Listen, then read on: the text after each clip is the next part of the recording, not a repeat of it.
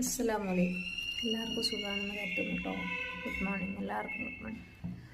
പിന്നെ ഞാനൊരു വിഷയം പറയാൻ വേണ്ടിയിട്ടാണ് ഒരു വീഡിയോ ചെയ്യാമെന്ന് വിചാരിച്ചിട്ടോ.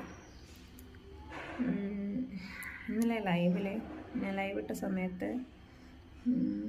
കണ്ണിൻ്റെ കാര്യം പറഞ്ഞിട്ട് ഒരാളിങ്ങനെ ഫസ്റ്റ് പറഞ്ഞു, പക്ഷെ ഞാനത് മൈൻഡ് ചെയ്തില്ല. പിന്നെ രണ്ടാമതും കോങ്കണ്ണാണ്, അങ്ങനെയാണ് ഇങ്ങനെയാണ് എന്നൊക്കെ പറഞ്ഞിട്ട് ഒരാളിങ്ങനെ മെസ്സേജ് ചെയ്യുന്നുണ്ടായിരുന്നു. പക്ഷേ അത് കേട്ടപ്പോൾ ഭയങ്കരമായിട്ട് വിഷമം തോന്നി. കാരണം ഞാൻ ഫസ്റ്റ് യൂട്യൂബിൽ വരുന്ന സമയത്ത് തന്നെ ഞാൻ ഇതിൽ പറഞ്ഞിട്ടുണ്ട് എൻ്റെ കണ്ണിന് പ്രശ്നമാണെന്നും കാഴ്ചക്കുറവാണ്.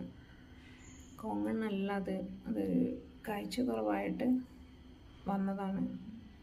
എൻ്റെ ആ കണ്ണ് നരമ്പ് ചതഞ്ഞിരിക്കുകയാണ്.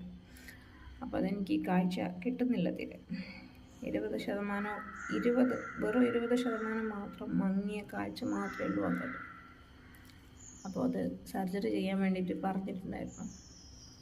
പക്ഷെ നമ്മൾ ക്യാഷൊന്നും ഇല്ലാത്തതിൻ്റെ പേരിലാണ് അതിപ്പോൾ അങ്ങനെ ശ്രദ്ധിക്കാത്ത. അപ്പം എനിക്ക് പറയാനുള്ളത്, എൻ്റെ ഹസ്ബൻഡിനില്ലാത്ത എന്ത് പ്രശ്നമാണ് നിങ്ങൾക്കൊക്കെ ഉള്ളത്? ഒരാളെ ഇങ്ങനെ മനസ്സ് വേദനിപ്പിച്ചിട്ട് നിങ്ങൾക്കൊക്കെ എന്താ കിട്ടാൻ പോകുന്നത്? ഞാൻ അറിഞ്ഞുകൊണ്ട് ആരുടെയും മനസ്സ് വേദനിപ്പിക്കാൻ ഞാൻ പോവാറില്ല. പിന്നെ എന്തിനാണ് വെറുതെ എന്നെ ഇങ്ങനെ വേദനിപ്പിക്കാൻ വേണ്ടിയിട്ട് എൻ്റെ ലൈവിൽ വന്നിട്ട് കണ്ണിന് അങ്ങനെയാണ്, വലത് കണ്ണ് ഇങ്ങനെയാണെന്നൊക്കെ പറഞ്ഞിട്ട് ഞാൻ തന്നെ എൻ്റെ ഈ പോരായ്മകൾ ഞാൻ പറയാറുണ്ട്. ഇതൊന്നും നമ്മളിൽ ഉണ്ടാക്കുന്ന ഒരു വൈകല്യങ്ങളോ അല്ലെങ്കിൽ പ്രശ്നങ്ങളോ അല്ല. നമുക്ക് പടച്ചോൻ തരുന്നതാണ്, അത് നമ്മൾ സ്വീകരിക്കുന്നു എന്ന് മാത്രം. ഇത് ഞാൻ ഉണ്ടാക്കിയ ഒരു വൈകല്യം അല്ല എൻ്റെ കണ്ണിൻ്റെ ഈ പ്രശ്നം. എൻ്റെ കണ്ണ് നിങ്ങൾക്ക് കണ്ടാൽ മനസ്സിലാവും. ഒരു കണ്ണ് എങ്ങനെയാണെന്നും ഒരു കണ്ണ് എങ്ങനെയാണുള്ളതെന്നും നിങ്ങൾക്ക് മനസ്സിലാവും.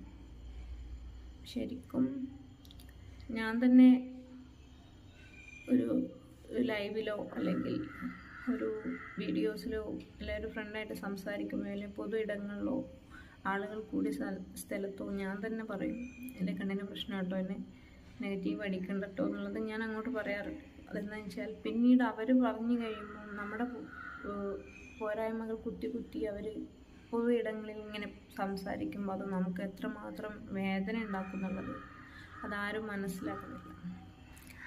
നമ്മുടെ ഈ ലോകത്ത് ആരും പെർഫെക്റ്റ് അല്ല. ഓക്കെ,